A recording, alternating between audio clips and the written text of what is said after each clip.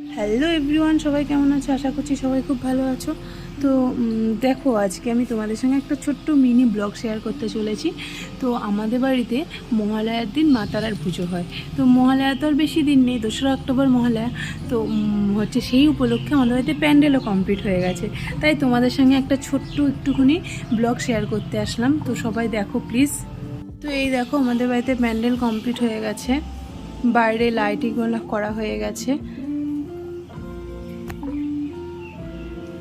আর এইটা হচ্ছে আমাদের ঠাকুরের মানে মণ্ডপ করা হয়েছে। দেখো সবাই, তারাও আমি সামনের থেকে গিয়ে দেখাচ্ছি। এগুলো সব পরিষ্কার হয়ে গেছে, ওপরে দেখো সব চালা টালা লাগানো হয়ে গেছে, এখনও এখানে ফুলের সাজ হবে।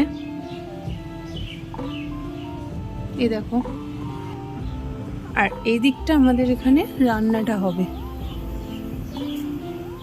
আর এই দেখো টুনি লাইট